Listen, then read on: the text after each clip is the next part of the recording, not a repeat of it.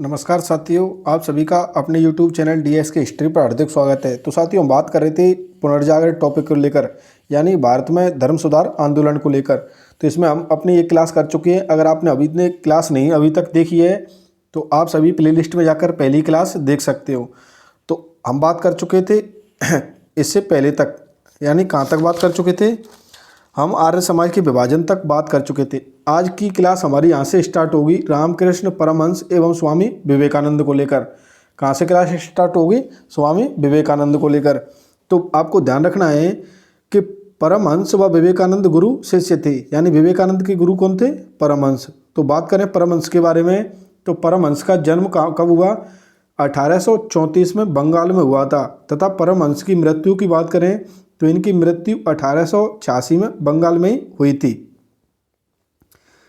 उसके बाद आपको ध्यान रखना होगा कि रामकृष्ण परमहंस के बचपन का नाम क्या था? तो बचपन का नाम क्या था? गदाधर चट्टोपाध्याय। क्या था? गदाधर चट्टोपाध्याय। रामकृष्ण कलकत्ता स्थित काली माता मंदिर के पुजारी थे, इसलिए उसे दक्षिणेश्वर स्वामी भी कहते हैं। तो रामकृष्ण कौन थे? यह काली माता के मंदिर के एक पुजारी थे, इसलिए उन्हें क्या कहा जाता है? दक्षिणेश्वर स्वामी। यानी रामकृष्ण परमहंस को किस नाम से जाना जाता है? तो आपको आंसर देना होगा, दक्षिणेश्वर स्वामी के नाम से जाना जाता है। कहते हैं कि इन्होंने अपने अद्वैत साधनाओं में राम व कृष्ण को प्रत्यक्ष देखा, इसलिए इसे रामकृष्ण परमहंस कहा गया। उसके बाद आपको ध्यान रखना होगा इनकी पत्नी का नाम क्या था? तो इनकी पत्नी का नाम क्या था? शारदा मणि। और इनका मुख्य नारा ध्यान रखना होगा, रामकृष्ण परमहंस का मुख्य नारा क्या था? मानव मात्र की सेवा में सच्ची ईश्वर सेवा निहित है। यह किसने कहा था? रामकृष्ण परमहंस ने। तो परमहंस के बारे में आपको 2-3 लाइनें ध्यान रखनी होंगी कि इनके बचपन का नाम क्या था? गदाधर चट्टोपाध्याय। इन्हें किस नाम से जाना जाता है? दक्षिणेश्वर स्वामी। यह कौन थे? यह काली माता मंदिर के पुजारी थे और यह स्वामी विवेकानंद के गुरु थे। और उन्होंने कौन सा नारा दिया? मानव मात्र की सेवा में सच्ची ईश्वर सेवा निहित है। अब बात करेंगे नेक्स्ट विवेकानंद के बारे में। तो विवेकानंद के बारे में बात करेंगे तो विवेकानंद के पिता का नाम क्या था? आपको ध्यान रखना होगा, विश्वनाथ दत्त। तथा इनकी माता का नाम क्या था? भुवनेश्वरी। क्या नाम था? भुवनेश्वरी। बात करें विवेकानंद के जन्म को लेकर, तो विवेकानंद का जन्म हुआ था 12 जनवरी 1863 में। कब हुआ था जन्म? 12 जनवरी 1863 में। कहाँ पर? कलकत्ता के कायस्थ परिवार में। उसके कलकत्ता के अंदर भी आपको ध्यान रखना होगा, सिमलियापल्ली नामक स्थान पर। यानी स्वामी विवेकानंद का जन्म 12 जनवरी 1863 को सिमलियापल्ली नामक स्थान, जो कि कहाँ पर स्थित है? कलकत्ता में। कलकत्ता में किस में हुआ था? कायस्थ परिवार में जन्म हुआ था। तो सीधा सीधा आपको ध्यान रखना है, स्वामी विवेकानंद का जन्म 12 जनवरी 1863 कहाँ पर? कलकत्ता में। बात करें मृत्यु के बारे में, तो स्वामी विवेकानंद की मृत्यु कब हो जाती है? 4 जुलाई 1902 को। कब हुई? 4 जुलाई 1902 को। उसके बाद आपको ध्यान रखना होगा स्वामी विवेकानंद का मूल नाम क्या था? तो स्वामी विवेकानंद का मूल नाम क्या था? नरेंद्र नाथ दत्त। क्या नाम था मूल नाम? नरेंद्र नाथ दत्त। बात करें उपनाम के बारे में, तो उपनाम क्या था इनका? विविदिशानंद। क्या था? विविदिशानंद। बात करें नरेंद्र नाथ दत्त को विवेकानंद नाम किसने दिया? तो आपको ध्यान रखना होगा, यानी स्वामी विवेकानंद, यानी इसको किसको? नरेंद्र नाथ दत्त को। क्योंकि स्वामी विवेकानंद का मूल नाम क्या था? नरेंद्र नाथ दत्त। इसे नरेंद्र नाथ दत्त को विवेकानंद नाम किसने दिया? तो आपको ध्यान रखना होगा, विवेकानंद नाम दिया था केतड़ी के महाराज थे। कौन? अजीत सिंह। अजीत सिंह के द्वारा क्या है, इनको विवेकानंद का नाम दिया गया। उसके बाद आपको नेक्स्ट पॉइंट ध्यान रखना होगा, विवेकानंद ने एक नहीं बल्कि 2 विश्व धर्म सम्मेलनों में भारत का प्रतिनिधित्व किया था। यानी स्वामी विवेकानंद एक ही नहीं, भारत ऐसा मानते हैं कि कितने विश्व धर्म सम्मेलनों में भाग लिया था? भारत का प्रतिनिधित्व किया था 2 में। तो बात करें पहले विश्व धर्म सम्मेलन के बारे में, तो शिकागो विश्व धर्म सम्मेलन कब हुआ था? 11 सितंबर 1893 को लेकर। यह प्रश्न आपसे स्कूल व्याख्याता 2022 में पूछा गया था कि कौन से महीने में हुआ था। तो कई साथी इसको गलत करके आ गए थे, लेकिन जिन्होंने अच्छी तरह तैयारी की उनको पता था कि 11 सितंबर 1893 को कहाँ पर हुआ था? शिकागो में विश्व धर्म सम्मेलन का आयोजन किया गया था। शिकागो शहर कहाँ पर स्थित है? तो आपको पता है अमेरिका का यह एक शहर है। और यह सम्मेलन कब संपन्न हुआ? तो आपको डेट पता ही है, 11 सितंबर 1893 को। इस सम्मेलन में विवेकानंद के पहुंचने का संपूर्ण खर्च खेतड़ी के महाराजा अजीत सिंह ने दिया था। यानी इस शिकागो विश्व धर्म सम्मेलन में जब विवेकानंद जी गए थे तो उनका खर्चा पानी जो भी टोटल खर्च हुआ था वह किसने दिया था? अजीत सिंह के द्वारा दिया गया था। उसके बाद आपको नेक्स्ट पॉइंट ध्यान रखना होगा कि न्यूयॉर्क हेराल्ड नामक पत्रिका ने लिखा है कि विवेकानंद को सुनने के बाद ऐसा महसूस होता है कि भारत जैसे ज्ञान संपन्न देश में अपने ईसाई मिशनरीज यानी धर्म प्रचारक भेजना कितनी मूर्खतापूर्ण बात है। आपको याद हो जाए तो ठीक है, लेकिन मुझे नहीं लगता कि यहाँ से कोई प्रश्न पूछा जा सकता है। न्यूयॉर्क क्रिटिक नामक अखबार ने लिखा है कि यह एक ईश्वरीय शक्ति प्राप्त वक्ता है। बाकी दोनों चीज़ें आपको ध्यान जरूर होनी चाहिए। मुख्य इसमें क्या है कि विश्व जो धर्म सम्मेलन हुआ था शिकागो में कब हुआ? 11 सितंबर 1893 को। कहाँ पर? शिकागो, अमेरिका में। और यहाँ पर स्वामी विवेकानंद ने भारत का प्रतिनिधित्व किया था और भारत से विवेकानंद गए थे जब शिकागो शहर अमेरिका में, तो इनका जो भी खर्चा पानी हुआ था उनका संपूर्ण खर्च का वहन किसके द्वारा किया गया? महाराजा अजीत सिंह के द्वारा। उसके बाद आपको नेक्स्ट दूसरा सम्मेलन ध्यान रखना होगा, पेरिस विश्व धर्म सम्मेलन। कौन सा? पेरिस विश्व धर्म सम्मेलन। यह कब हुआ था? 1900 में। कहाँ पर? फ्रांस में। यह फ्रांस की राजधानी पेरिस में कब हुआ था? 1900 में। यानी फ्रांस तो देश था, फ्रांस की राजधानी पेरिस में यह संपन्न हुआ था। कहाँ पर? पेरिस में। तो पेरिस विश्व धर्म सम्मेलन कब हुआ था? 1900 ईस्वी में। कहाँ पर? पेरिस, फ्रांस में। बात करें नेक्स्ट पॉइंट के बारे में। उसके बाद आपको नेक्स्ट ध्यान रखना होगा विवेकानंद के आदर्शों के बारे में। तो इसमें एक पॉइंट टू पॉइंट हम बात करेंगे कि विवेकानंद ने कहा था, यानी विवेकानंद का एक कथन था कि उठो जागो और तब तक मत रुको जब तक अपने लक्ष्य को प्राप्त ना कर लो। यह कथन कई बार पूछा गया है कि किसने कहा था? तो किसने कहा था? स्वामी विवेकानंद के द्वारा। विवेकानंद ने दरिद्र नारायण की संकल्पना दी। उसके बाद आपको नेक्स्ट पॉइंट ध्यान रखना होगा कि विवेकानंद ने ही आधुनिक वेदांत यानी उपनिषद दर्शन दिया। यानी आधुनिक वेदांत दर्शन किसके द्वारा दिया गया? विवेकानंद के द्वारा। उसके बाद आपको चौथा पॉइंट ध्यान रखना है, कौन सा? कि नेताजी सुभाष चंद्र बोस ने विवेकानंद को भारत में सांस्कृतिक पुनर्जागरण का अग्रदूत कहा है। यानी विवेकानंद को क्या कहा था? भारत में सांस्कृतिक पुनर्जागरण का अग्रदूत किसके द्वारा? सुभाष चंद्र बोस के द्वारा। तो यह प्रश्न भी आपसे कई बार परीक्षा में पूछा जा चुका है। उसके बाद आपको नेक्स्ट पॉइंट ध्यान रखने होंगे विवेकानंद से जुड़े महत्वपूर्ण विचारों के बारे में। तो इसमें पहला पॉइंट आपको ध्यान रखना होगा कि गुरुदेव रविंद्रनाथ टैगोर ने विवेकानंद के लिए लिखा है कि अगर आप हिंदुस्तान को जानना चाहते हैं तो विवेकानंद को पढ़िए, उसमें सब कुछ सकारात्मक ही सकारात्मक मिलेगा। यह किसने कहा था? रविंद्रनाथ टैगोर के द्वारा। उसके बाद आपको दूसरा पॉइंट ध्यान रखना है कि इतिहासकार रोमारोला ने लिखा है कि उन जैसा द्वितीय होने की कल्पना करना भी निरर्थक है, वो जहाँ भी गए सर्वप्रथम रहे। यह किसने कहा था? इतिहासकार रोमारोला के द्वारा। किसके बारे में लिखा था? स्वामी विवेकानंद के बारे में अपने विचार दिए थे। तो रविंद्रनाथ टैगोर का कथन आपको ध्यान होना चाहिए। इतिहासकार रोमारोला ने क्या कहा था कि उन जैसा द्वितीय होने की कल्पना करना भी निरर्थक है, वो जहाँ भी गए सर्वप्रथम रहे। उसके बाद आपको स्वामी विवेकानंद की महत्वपूर्ण पुस्तकों के बारे में जानकारी होनी चाहिए कि स्वामी विवेकानंद ने कौन कौन सी पुस्तकें लिखी थी। तो उनकी पहली पुस्तक कौन थी? मैं समाजवादी हूँ। दूसरी राजयोग, तीसरी ज्ञान योग, कर्मयोग, वेदांत फिलोसॉफी।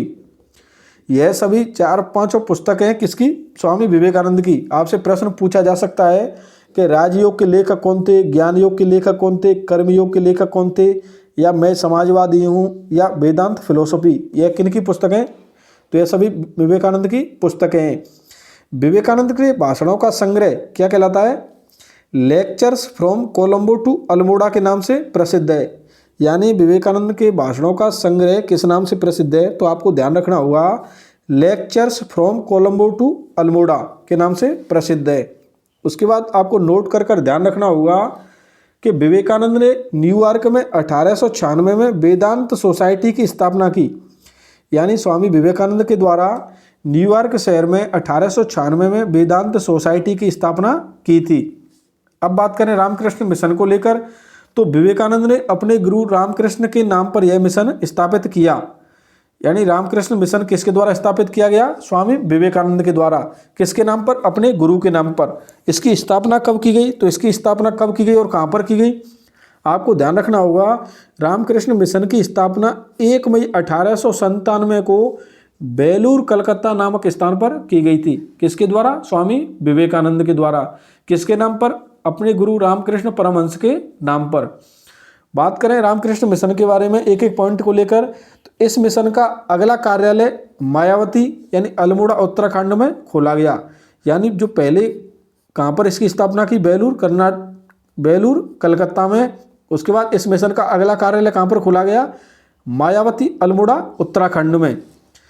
इस मिशन में विवेकानंद की धर्म बहन जो कि कौन थी? सिस्टर निवेदिता ने भी विशेष भूमिका निभाई। यानी इस रामकृष्ण मिशन में स्वामी विवेकानंद की धर्म बहन थी कौन? सिस्टर निवेदिता। इन्होंने भी क्या है? अपनी विशेष भूमिका निभाई थी।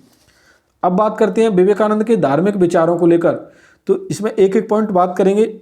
विवेकानंद ने धार्मिक अंधविश्वासों एवं रूढ़ियों का खुलकर विरोध किया है। यानी विवेकानंद ने क्या है? धार्मिक अंधविश्वासों का एवं रूढ़ियों का खुलकर विरोध किया था।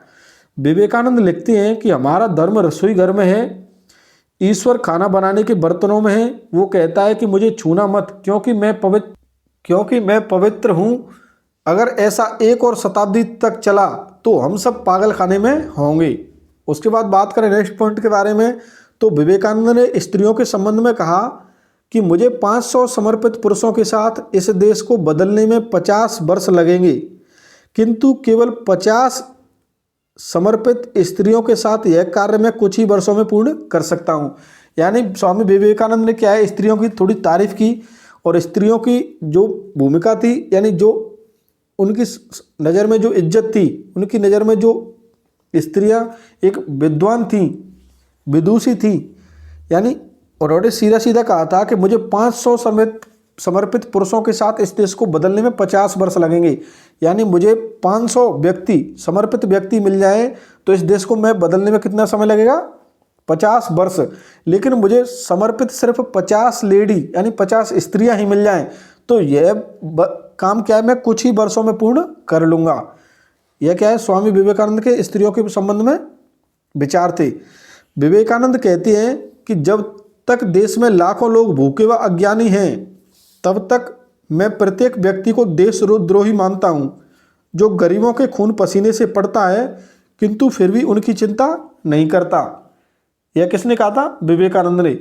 उसके बाद बात करें थियोसॉफिकल सोसाइटी को लेकर, तो थियोसॉफिकल सोसाइटी को लेकर बात करते हैं तो आपको ध्यान रखना होगा थियोसॉफिकल सोसाइटी की स्थापना कब हुई, किसके द्वारा की गई? तो इसके संस्थापक कौन थे? मैडम ब्लेत्सकी। कौन? मैडम ब्लेत्सकी। और इसकी स्थापना कब हुई? 17 नवंबर 1875 को न्यूयॉर्क अमेरिका में। यानी इसकी स्थापना कब हुई? तो 17 नवंबर 1875 को कहाँ पर हुई?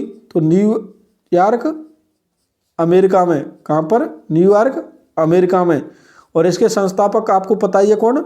मैडम ब्लेत्सकी। उसके बाद आपको ध्यान रखना होगा थियो से तात्पर्य होता है ब्रह्मा एवं सोफी से तात्पर्य होता है ज्ञान, अर्थात ब्रह्मा का ज्ञान देने वाली सोसाइटी थियोसॉफिकल थी। यानी कोई भी इम्पोर्टेंट लाइन नहीं है, ना कोई आपकी परीक्षा में यहाँ से प्रश्न पूछा जाएगा।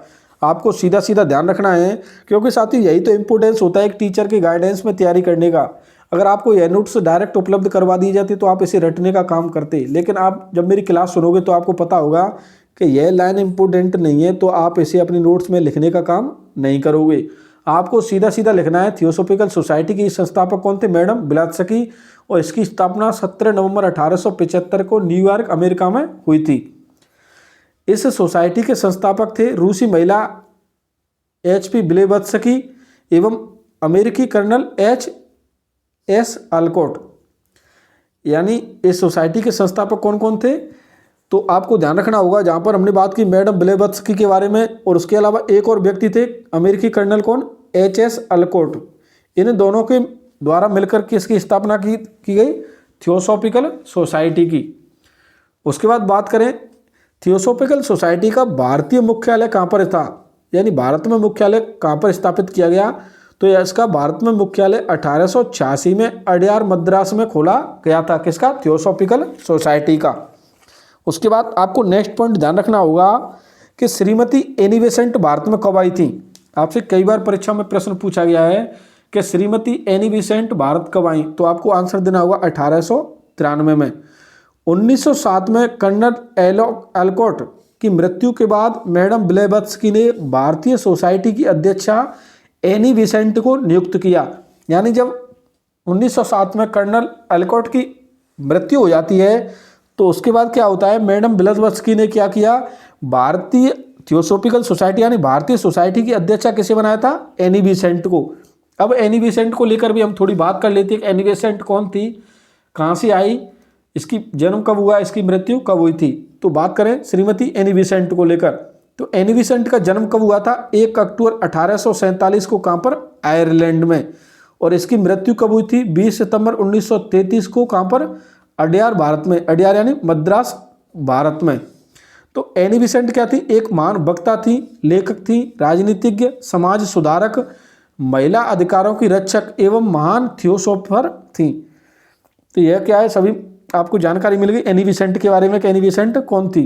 अब बात करें एनी बेसेंट के योगदान को लेकर कि एनी बेसेंट का क्या योगदान था, तो आपको ध्यान रखना होगा 1898 में एनी बेसेंट ने बनारस में एक संस्कृत स्कूल की स्थापना की, जो आगे चलकर 1917 में मदन मोहन मालवीय के प्रयासों से BHU के रूप में प्रसिद्ध हुई, यानी बनारस हिंदू विश्वविद्यालय के रूप में प्रसिद्ध हुई।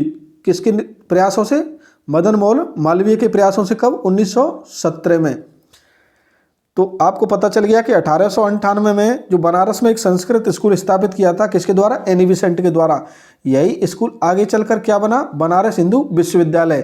किसके प्रयासों के द्वारा, मदन मोहन मालवीय के प्रयासों के द्वारा। उसके बाद आपको नेक्स्ट पॉइंट ध्यान रखना होगा, एनी बेसेंट 1916 में बाल गंगाधर तिलक के साथ मिलकर होम रूल आंदोलन संचालित किया। यानी एनी बेसेंट ने 1916 में बाल गंगाधर तिलक के साथ मिलकर कौन सा आंदोलन संचालित किया, होम रूल आंदोलन यानी स्वशासन आंदोलन संचालित किया था। किसके द्वारा, एनी बेसेंट के द्वारा।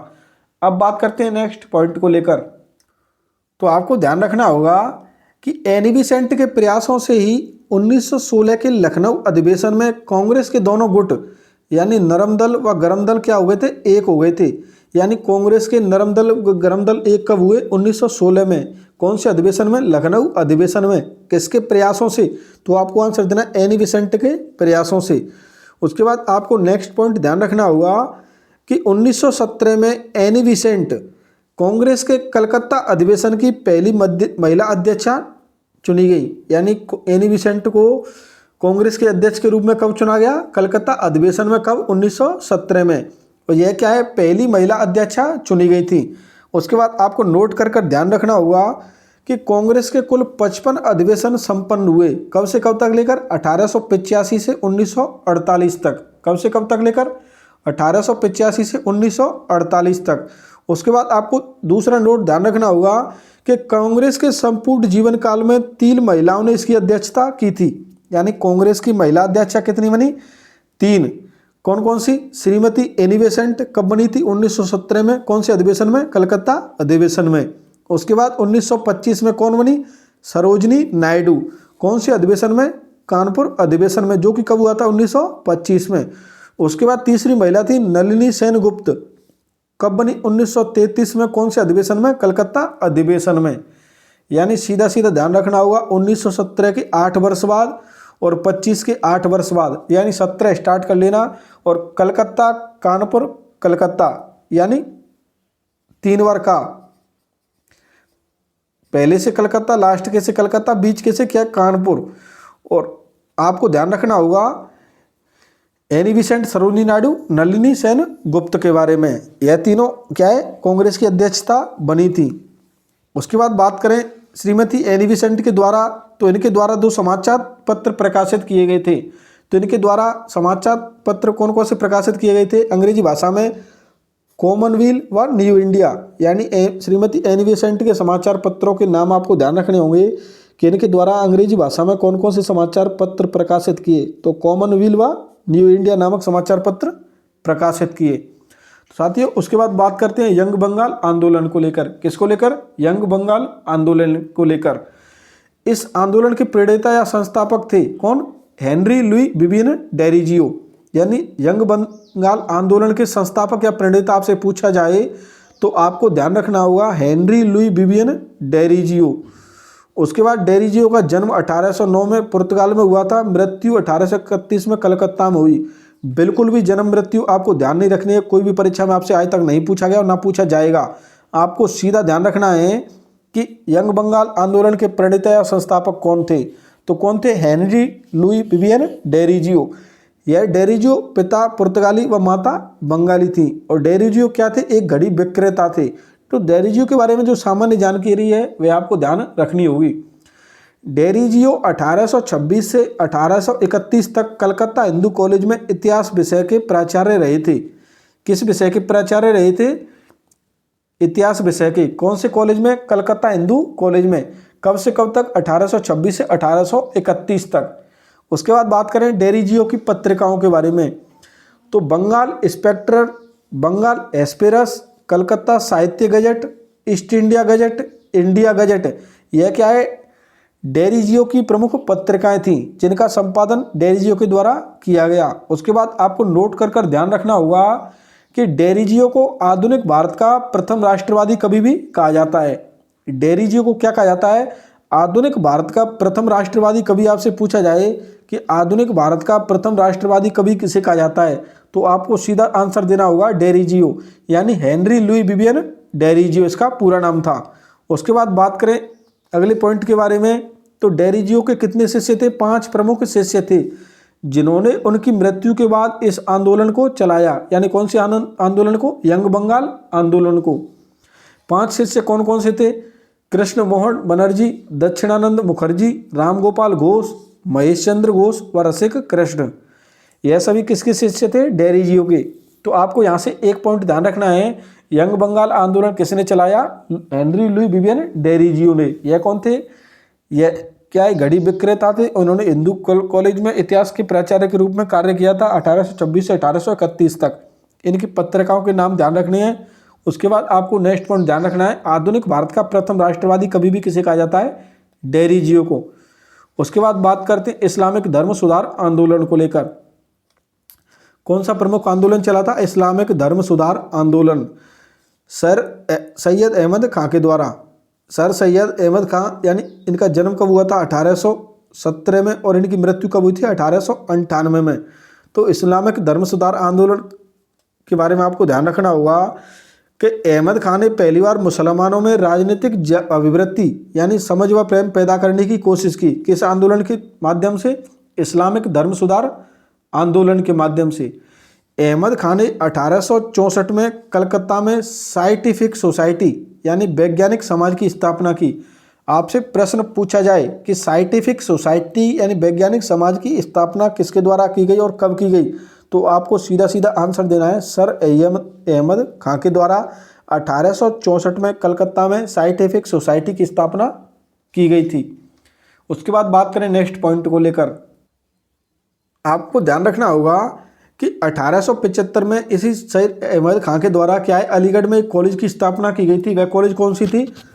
मोमडन एंग्लो ओरिएंटल कॉलेज। आपसे प्रश्न पूछा जाए कि मोमडन एंग्लो ओरिएंटल कॉलेज की स्थापना कब हुई थी? 1875 में। इसके संस्थापक कौन थे? सर सैयद अहमद खां।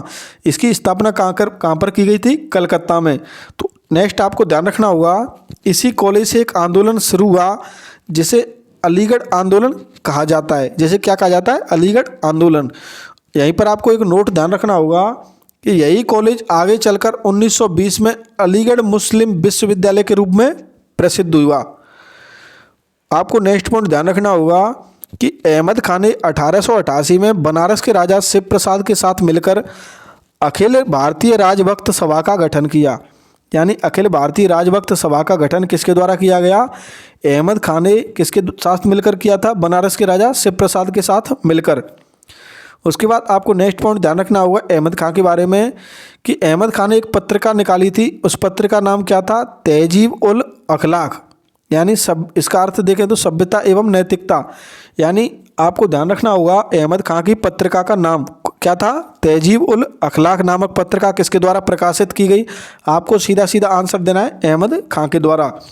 उसके बाद आपको नेक्स्ट पॉइंट ध्यान रखना होगा कि अहमद खान ने पीर मुरीद प्रथा को समाप्त करने की भी बात कही। यानी पीर मुरीद प्रथा को समाप्त करने की बात कही किसके द्वारा? अहमद खान के द्वारा। अहमद खान के द्वारा एक प्रमुख पुस्तक भी लिखी गई थी, उसका नाम क्या था? जाम ए जाम। क्या नाम था? अहमद खान ने जाम ए जाम नामक प्रसिद्ध पुस्तक लिखी जिसमें 17 मुगल बादशाहों का उल्लेख किया। यानी अहमद खान के द्वारा एक प्रमुख पुस्तक लिखी गई थी, उसका नाम क्या था? जाम ए जाम। इसमें उसके द्वारा कितने मुगल शासकों का उल्लेख किया गया था? तो 17 मुगल शासकों का। उसके बाद बात करें नेक्स्ट पॉइंट को लेकर, तो नेक्स्ट पॉइंट आपको ध्यान रखना होगा कि अहमद खान प्रारंभ में एक राष्ट्रवादी व्यक्ति थे जो कहते थे हिंदू मुस्लिम एक नवविवाहित दुल्हन की दो आंखों के समान है। यानी प्रारंभ में अहमद खान कैसे थे? एक राष्ट्रवादी व्यक्ति थे। वह क्या क्या करते थे? वह कहते थे कि हिंदू मुस्लिम एक नवविवाहित दुल्हन की दो आंखों के समान है। लेकिन कालांतर में क्या होता है, अंग्रेजी प्रभाव से अहमद खान कट्टर सांप्रदायिक बन गए और कहा कि हिंदू मुस्लिम ना तो केवल यानी हिंदू मुस्लिम ना केवल दो भिन्न जातियां हैं बल्कि दो विरोधी जातियां भी हैं। लास्ट में क्या कहा था अहमद खान के द्वारा कि हिंदू मुस्लिम ना केवल दो भिन्न जातियां हैं बल्कि दो विरोधी जातियां भी हैं, क्योंकि उनके अंदर अंग्रेजों के प्रभाव से उनके क्या है वह कट्टर सांप्रदायिक बन गए थे। यानी उस पर क्या है अंग्रेजों का प्रभाव पड़ गया था। उसके बाद बात करें नेक्स्ट आंदोलन को लेकर। नेक्स्ट आंदोलन आपको ध्यान रखना होगा अहमदिया आंदोलन को लेकर। अहमदिया आंदोलन के संस्थापक आपको ध्यान रखने होंगे कौन थे? मिर्जा गुलाम अहमद। कौन थे? मिर्जा गुलाम अहमद।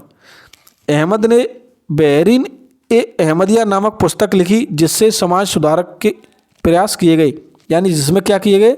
समाज सुधार के प्रयास किए गए। अहमद, हम बात कर रहे हैं किसके बारे में? मिर्जा गुलाम अहमद के बारे में। तो मिर्जा गुलाम अहमद ने स्वयं को धरती पर मुहीदी एवं मसीहा कहा तथा राम व कृष्ण का अवतार बताया। यानी मुहीदी व मसीहा कहा स्वयं को, व राम का कृष्ण का अवतार किसके द्वारा बताया गया? मिर्जा गुलाम अहमद के द्वारा। अहमद खान ने आंदोलन की शुरुआत 1889 में कादियान पंजाब नामक स्थान से की थी। यानी अहमदिया आंदोलन कब चला? 1889 में। कहाँ से चला? कादियान पंजाब से। किसने चलाया? मिर्जा गुलाम अहमद के द्वारा। यह 3 पॉइंट आपको इसमें ध्यान रखने होंगे। उसके बाद नेक्स्ट बात करें देवबंद आंदोलन को लेकर। किसको लेकर? देवबंद आंदोलन को लेकर। तो देवबंद आंदोलन को कब से चला? आपको ध्यान रखना होगा 1867 में। कहाँ से चला? देवबंद उत्तर प्रदेश के सहारनपुर जिले से। यानी देवबंद क्या है? उत्तर प्रदेश के सहारनपुर जिले का एक स्थान है। तो देवबंद कहाँ पर पड़ता है? सहारनपुर में। सहारनपुर किस कौन से प्रदेश का जिला है? उत्तर प्रदेश का। तो देवबंद आंदोलन कहाँ से चला था? सहारनपुर उत्तर प्रदेश से। उसके बाद आपको नेक्स्ट पॉइंट ध्यान रखना होगा कि 1866 में मोहम्मद कासिम ननोतवी एवं रशीदी अहमद गंगोई ने यहाँ पर एक मदरसा खोला। उस मदरसे का क्या नाम था? दारुल उलूम था। 1867 में इसी मदरसे एक आंदोलन शुरू किया जिसे देवबंद आंदोलन कहते हैं। यानी इसी मदरसे के द्वारा कौन सा आंदोलन चलाया गया? देवबंद आंदोलन। तो देवबंद आंदोलन से संबंधित कौन कौन से व्यक्ति आपको ध्यान रखने हैं? मोहम्मद कासिम ननोतवी एवं रशीदी अहमद गंगोई, इनके द्वारा एक मदरसा स्थापित किया गया और इसी मदरसे ने कौन सा आंदोलन चलाया? देवबंद आंदोलन। कब चलाया? 1867 में। उसके बाद आपको ध्यान रखना होगा कि इस आंदोलन का नारा क्या था? यानी देवबंद आंदोलन का प्रमुख नारा क्या था? Go back to Quran. क्या था? Go back to Quran. आपको इस देवबंद आंदोलन से 2-3 पॉइंट ध्यान रखने हैं, बाकी की याद करने की कोई भी ज़रूरत नहीं है। कि देवबंद आंदोलन कब चला? 1867। कहाँ से चला? सहारनपुर उत्तर प्रदेश से। कहाँ से चला? सहारनपुर उत्तर प्रदेश से। देवबंद आंदोलन से प्रमुख व्यक्ति यानी इससे संबंधित कौन कौन से व्यक्ति थे? मोहम्मद कासिम ननोतवी और रशीद अहमद गंगोई। उसके बाद आपको इसका नारा ध्यान रखना होगा। देवबंद आंदोलन का नारा क्या था? Go back to Quran. कौन सा था? Go back to Quran. उसके बाद बात करें नेक्स्ट पॉइंट के बारे में, तो आपको ध्यान रखना होगा यह हिंदू धर्म के आर्य समाज से मिलता जुलता आंदोलन था। कौन सा? देवबंद आंदोलन। यहाँ पर नोट कर आपको ध्यान रखना होगा कि 1884-85 में शिबुली नुमानी ने देवबंद आंदोलन को आगे बढ़ाया। वह लखनऊ में नदवत उल उलूम नामक मदरसा खोला। यानी सीधा सीधा आपको ध्यान रखना होगा, देवबंद आंदोलन से संबंधित एक और व्यक्ति का नाम कौन सा, शिवली नुमानी। इन्होंने क्या है, इस आंदोलन को आगे बढ़ाने का काम किया और इसके द्वारा क्या है, लखनऊ में एक मदरसा खोला गया, कौन सा, नदवत उल उलूम नामक मदरसा खोला गया था। उसके बाद बात करें देवबंद आंदोलन के बाद नेक्स्ट आंदोलन के बारे में, तो नेक्स्ट आंदोलन आपको ध्यान रखना होगा एहरार आंदोलन। एहरार आंदोलन कब शुरू हुआ, 1920 में। इसके मुख्य कार्यकर्ता कौन कौन से थे, तो आपको नाम ध्यान रखने होंगे, मौलाना मोहम्मद अली, हजरत इमाम, मौलाना जफ़र अली, हकीम अजमल खां, मजहर उल हक। इन सभी कार्यकर्ताओं के आपको नाम ध्यान रखने होंगे कि एहरार आंदोलन से के मुख्य कार्यकर्ता कौन कौन से थे। और यह एहरार आंदोलन क्या है, भारत के विभिन्न हिस्सों में संचालित हुआ, जैसे दिल्ली में हुआ, बम्बई में हुआ, मद्रास में हुआ, इसी प्रकार अन्य शहरों में भी यह क्या है, एहरार आंदोलन चला था। उसके बाद बात करते हैं मोहम्मद कबीर इकबाल के बारे में। तो मोहम्मद कबीर इकबाल को लेकर भी कई बार प्रश्न परीक्षा में पूछे जा चुके हैं, क्योंकि इनका एक प्रमुख संगीत था, इन्होंने गाया था सारे जहाँ से अच्छा हिंदुस्तान हमारा। आपसे यही पूछा जाता है कि सारे जहाँ से अच्छा हिंदुस्तान हमारा किसने गाया था, तो यह किसने गाया था, मोहम्मद कबीर इकबाल के द्वारा।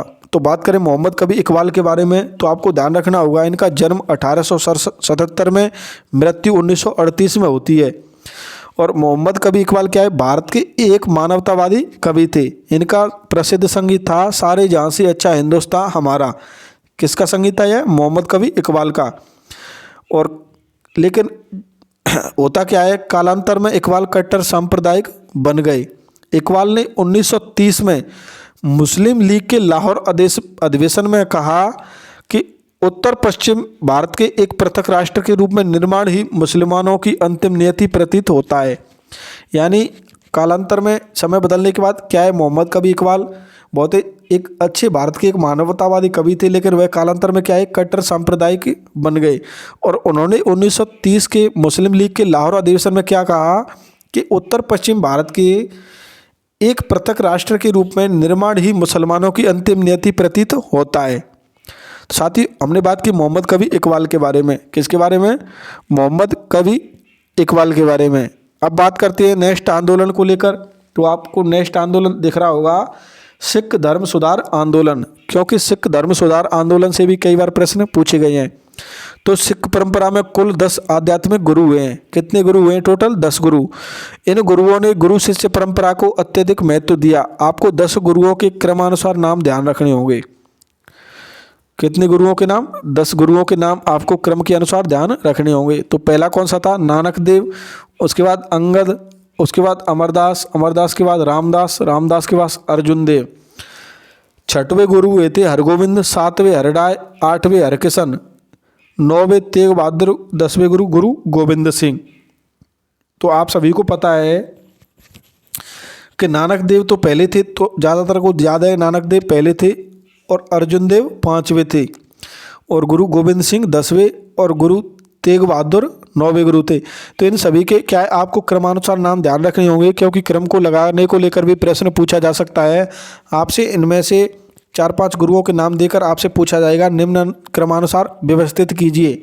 तो जब आपको पता होगा कि पहले नंबर पर कौन से, दूसरे गुरु कौन से, तीसरे गुरु कौन से, इसी प्रकार 10 गुरुओं के नाम ध्यान रखने होंगे क्रम के अनुसार, तो आपका वह प्रश्न सही हो जाएगा। तो पहले गुरु नानक देव, दूसरे अंगद, तीसरे अमरदास, चौथे रामदास, 5वें अर्जुन देव, 6वें हरगोविंद, 7वें गुरु कौन थे, हरराय, 8वें गुरु कौन थे, हरकिशन, 9वें तेग बहादुर, 10वें गुरु थे 10वें गुरु कौन से थे, गुरु गोविंद सिंह। अब बात करें एक आंदोलन के बारे में, निरंकारी आंदोलन। तो निरंकारी आंदोलन के संचालककर्ता कौन थे, बाबा दयाल सिंह। यानी निरंकारी आंदोलन के संचालककर्ता का नाम आपको ध्यान रखना होगा, बाबा दयाल सिंह। इन्होंने बिना आकार के अकाल पुरुष की आराधना पर बल दिया।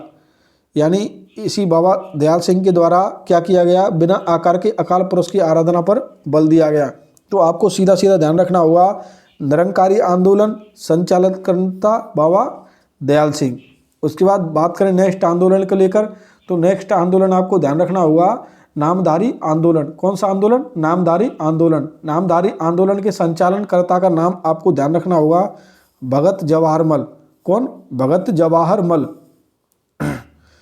यानी नामधारी आंदोलन के संचालनकर्ता कौन थे? भगत जवाहर मल। इसी परंपरा में भाई बालक सिंह मुख्य शिष्य हुए, यानी बालक सिंह मुख्य शिष्य हुए। नोट कर ध्यान रखना होगा कि कूका आंदोलन इसी का एक उप संप्रदाय है, यानी नामधारी आंदोलन का ही एक उप संप्रदाय कौन सा आंदोलन है? कूका आंदोलन, जिसमें राम सिंह कूका जैसे प्रसिद्ध सुधारक हुए। यानी राम सिंह कूका का संबंध किससे है? कूका आंदोलन से। और कूका आंदोलन किसका एक भाग है? नामधारी आंदोलन का। और नामधारी आंदोलन किसने चलाया? तो आपको आंसर देना होगा भगत जवाहर मल के द्वारा, यानी इसके संचालनकर्ता कौन से? भगत जवाहर मल। साथियों बात करें अगले पॉइंट को लेकर, आपको ध्यान रखना होगा सिंह सभा के बारे में। तो सिंह सभा की स्थापना कब हुई? 1873 में। कहाँ पर हुई? अमृतसर में। और इसके संस्थापक कौन थे? ठाकुर संदवालिया एवं ज्ञानी ज्ञान सिंह। यानी सिंह सभा के संस्थापक कौन कौन से थे? ठाकुर संदवालिया एवं ज्ञानी ज्ञान सिंह। और इस सिंह सभा की स्थापना कब हुई? 1873 में। कहाँ पर हुई थी? अमृतसर में। उसके बाद आपको नेक्स्ट पॉइंट ध्यान रखना होगा गुरुद्वारा सुधार समिति के बारे में। किसके बारे में बात करेंगे? गुरुद्वारा सुधार समिति को लेकर। तो गुरुद्वारा सुधार समिति को लेकर आपको ध्यान रखना होगा कि गुरुद्वारा प्रबंधक महंतों के ऊपर अनुशासन कायम करने के लिए 1925 में ब्रिटिश सरकार ने इस समिति का गठन किया। यानी गुरुद्वारा समिति का गठन कब हुआ? तो आपको ध्यान रखना होगा 1925 में। और किसके द्वारा किया गया? ब्रिटिश सरकार के द्वारा। किसके द्वारा? ब्रिटिश सरकार के द्वारा। इस समिति ने एक ट्रस्ट का गठन किया जिसे शिरोमणि गुरुद्वारा प्रबंधक कमेटी नाम दिया गया। इसी गुरुद्वारा समिति ने क्या है? एक ट्रस्ट का गठन किया था जिसे किस नाम से जाना जाता है? जिसे गुरुद्वारा यानी शिरोमणि गुरुद्वारा प्रबंधक कमेटी के नाम से जाना जाता है। अब यहाँ पर नोट कर आपको ध्यान रखने होंगे कि भारत में 5 मुख्य गुरुद्वारे हैं। यानी भारत में कितने प्रमुख गुरुद्वारे? तो आपको हर सिटी में मिल जाएंगे, लेकिन प्रमुख गुरुद्वारों के बारे में बात करें तो भारत में यानी वर्तमान भारत में कितने प्रमुख गुरुद्वारे हैं? तो 5 मुख्य गुरुद्वारे हैं। तो 5 गुरुद्वारे कौन कौन से आपको ध्यान रखने होंगे 5 के बारे में। यहाँ से भी कई बार प्रश्न पूछा गया है। तो गुरुद्वारा श्री अकाल तख्त कहाँ पर स्थित है? अमृतसर पंजाब में। इसी गुरुद्वारा श्री अकाल तख्त को अन्य किस नाम से जानते हैं हम? गोल्डन टेम्पल के नाम से, हरमंदिर साहिब का गुरुद्वारा के नाम से भी इसे जाना जाता है। दूसरा गुरुद्वारा तख्त सिंह दमदमा साहिब, यह कहाँ पर स्थित है? बठिंडा पंजाब में। तीसरा गुरुद्वारा कौन सा है? तख्त श्री केसगढ़ साहिब, कहाँ पर स्थित है? आनंदपुर पंजाब में। बात करें चौथे गुरुद्वारे के बारे में तो आपको पता होना चाहिए तख्त श्री पटना साहिब, यह कहाँ पर स्थित है? पटना बिहार में। बात करें 5वें गुरुद्वारे के बारे में तो तख्त श्री हुजूर साहिब, यह कहाँ पर स्थित है? नांदेड़ महाराष्ट्र में। यानी 5 मुख्य गुरुद्वारे, एक तो अमृतसर पंजाब, बठिंडा पंजाब, आनंदपुर पंजाब, पटना बिहार, नांदेड़ महाराष्ट्र। यह सभी क्या है? वर्तमान भारत में 5 गुरुद्वारे माने जाते हैं। इन 5 का संचालन यह कमेटी करती है। कौन सी कमेटी? श्रोमणी गुरुद्वारा प्रबंधक कमेटी। कौन सी कमेटी करती है? श्रोमणी गुरुद्वारा प्रबंधक कमेटी। उसके बाद बात करें साथियों आधुनिक भारत के निम्न जाति सुधार आंदोलनों को लेकर। किसके बारे में बात करेंगे? अपना नेक्स्ट पॉइंट रहेगा आधुनिक भारत के निम्न जाति सुधार आंदोलनों को लेकर। इसके अंतर्गत महात्मा ज्योतिबा फुले, बाबा साहब भीमराव अम्बेडकर, महात्मा गांधी के प्रयासों को शामिल किया जाता है। किसके अंदर? आधुनिक भारत के निम्न जाति सुधार आंदोलनों के अंतर्गत। तो सबसे पहले बात करते हैं ज्योतिबा फुले के बारे में। तो आपको ध्यान होना चाहिए कि ज्योतिबा फुले का जन्म 1827 में एवं मृत्यु इनकी 1890 में हुई थी। फुले को यानी फुले के ओबीसी यानी अन्य पिछड़ा वर्ग की आवाज़ कहा जाता है। यानी फुले को क्या कहा जाता है? ओबीसी की आवाज़ कहा जाता है। ओबीसी यानी अन्य पिछड़ा वर्ग की आवाज़ कहा जाता है। किसे? ज्योतिबा फुले को। फुले ने 24 सितंबर 1873 को उच्च जातियों के एकाधिकार को समाप्त करने तथा ब्राह्मणवाद का भंडाफोड़ करने के लिए सत्यशोधक समाज की स्थापना की थी। आपको यहाँ से कई बार प्रश्न पूछा गया है कि सत्यशोधक समाज की स्थापना कब हुई? तो आपको आंसर देना है 24 सितंबर 1873 को। किसके द्वारा की गई? ज्योतिबा फुले के द्वारा। क्यों की गई? उच्च जातियों के एकाधिकार को समाप्त करने के लिए तथा ब्राह्मणवाद का भंडाफोड़ करने के लिए। किसकी स्थापना की गई? सत्यशोधक समाज की। उसके बाद बात करें कि ज्योतिबा फुले की प्रमुख पुस्तकों को लेकर, तो इन्होंने कौन कौन सी पुस्तकें लिखी? सार्वजनिक सत्य धर्म, गुलामगिरी, सत्य दो शोधक समाज, धर्म त्रिरत्न, पांचवी शिवाजी की जीवनी, छठवीं इनकी पुस्तक कौन सी थी? इशारा। इशारा यानी चेतावनी। तो यह क्या है? 6 पुस्तकें किसने लिखी? 6 की 6 ज्योतिबा फुले के द्वारा। एक बार पुनः देख लेते हैं ज्योतिबा की जो पुस्तकें लिखी उनके बारे में। तो सभी के नाम आपको ध्यान रखने होंगे कि सार्वजनिक सत्य धर्म, गुलामगिरी, सत्य शोधक समाज, धर्म त्रिरत्न यानी पुराणों का भंडाफोड़ किसके द्वारा किया गया था? धर्म त्रिरत्न के द्वारा। शिवाजी की जीवनी किसने लिखी? यह प्रश्न आपसे कई बार परीक्षा में पूछा गया है। तो किसने लिखी थी? ज्योतिबा फुले के द्वारा। फुले ने अपने विचारों के प्रचार प्रसार के लिए दीनबंधु या दीनमित्र नामक पत्रिका भी चलाई। यानी ज्योतिबा फुले के द्वारा एक पत्रिका चलाई गई, उसका नाम आपको ध्यान रखना होगा, दीनबंधु या दीनमित्र नामक पत्रिका चलाई गई। किसके द्वारा? ज्योतिबा फुले के द्वारा। किसके द्वारा चलाई गई? ज्योतिबा फुले के द्वारा। तो साथियों, अब तक हमने बात की ज्योतिबा फुले को लेकर। अब नेक्स्ट व्यक्तित्व को लेकर हम बात करते हैं बाबा साहब भीमराव अम्बेडकर को लेकर। तो भीमराव अम्बेडकर जी का जन्म कब हुआ था? आपको ध्यान रखना होगा 14 अप्रैल 1891 में। कब हुआ था? 14 अप्रैल 1891 में। कहाँ पर हुआ था? महू जिले मध्य प्रदेश में। यानी मध्य प्रदेश का एक जिला पड़ता है, कौन सा? महू। वहाँ पर किस कुल में जन्म हुआ था? महार कुल में, यानी महार कुल में। यानी डॉक्टर भीमराव अम्बेडकर का जन्म 14 अप्रैल 1891 में महू जिले मध्य प्रदेश के महार कुल में हुआ था। बाबा साहब को बोधिसत्व 6 दिसंबर 1956 को दिल्ली में प्राप्त हुआ। यानी बोधिसत्व यानी मृत्यु, इनकी मृत्यु कब हुई थी? 6 दिसंबर 1956 को। कहाँ पर? दिल्ली में। आपको पता है डॉक्टर भीमराव अंबेडकर राष्ट्रीय स्मारक कहाँ पर स्थित है? तो यह भी दिल्ली में स्थित है। आपको पता होगा या नहीं पता होगा, लेकिन आप कमेंट के माध्यम से बताएंगे कि डॉक्टर भीमराव अंबेडकर जी की मृत्यु क्यों हुई थी या किसने इनकी हत्या की थी, यानी इनको किसने गोली के द्वारा शूट किया गया था। यह आप कमेंट के माध्यम से अपना जवाब जरूर देंगे, ऐसी मैं उम्मीद करता हूँ। यानी इनकी हत्या की गई थी। इन्होंने क्या है, थोड़ा अब मैं कुछ नहीं बोलना चाहूँगा क्योंकि एक व्यक्तित्व तो बहुत अच्छे हैं, मैं भी काफ़ी प्रभावित हूँ, लेकिन इनकी क्या है, गोली मारकर हत्या कर दी गई थी। आपको उस व्यक्तित्व का नाम बताना है कि डॉक्टर भीमराव अंबेडकर की गोली मारकर हत्या किसके द्वारा की गई थी। ऐसा मैंने भी सुना है और कई जगह पढ़ा भी है, तो आपको बताना होगा उस व्यक्तित्व का नाम। अब बात करते हैं डॉक्टर भीमराव अंबेडकर के समाधि स्थल के बारे में। तो इनके समाधि स्थल को किस नाम से जाना जाता है? चैत्य भूमि के नाम से। किस नाम से प्रसिद्ध है इनका समाधि स्थल? चैत्य भूमि के नाम से। और इनका समाधि स्थल कहाँ पर स्थित है? बम्बई में। यानी कहाँ पर स्थित है? बम्बई में। और इनके द्वारा, डॉक्टर साहब के द्वारा 1924 में बम्बई में एक सभा का गठन किया गया, बहिष्कृत हितकारिणी सभा का गठन किया गया। यानी आपसे प्रश्न पूछा जाए कि बहिष्कृत हितकारिणी सभा का गठन कब किया गया? 1924 में। कहाँ पर किया गया? बम्बई में। किसके द्वारा किया गया? तो डॉक्टर भीमराव अंबेडकर के द्वारा। उसके बाद आपको डॉक्टर साहब के बारे में एक चीज़ और ध्यान रखनी होगी कि बाबा साहब ने 1927 में प्रसिद्ध अखिल भारतीय दलित वर्ग संघ का गठन किया। यानी अखिल भारतीय दलित वर्ग संघ का गठन कब किया? 1927 में। कहाँ पर किया? बम्बई में। किसके द्वारा? भीमराव अंबेडकर के द्वारा। उसके बाद आपको ध्यान रखने होंगे कि अंबेडकर के द्वारा तीनों गोलमेज सम्मेलनों में दलितों का प्रतिनिधित्व किया गया। यानी 1930, 1931, 1932 इन तीनों गोलमेज सम्मेलनों में किन्होंने भाग लिया था? अंबेडकर जी के द्वारा। अब बात करते हैं डॉक्टर भीमराव अंबेडकर की प्रमुख पुस्तकों को लेकर। इनकी पुस्तकों को लेकर भी कई बार परीक्षा में प्रश्न पूछे गए हैं कि कौन सी पुस्तक इनके द्वारा लिखी गई या कौन सी पुस्तक नहीं लिखी गई।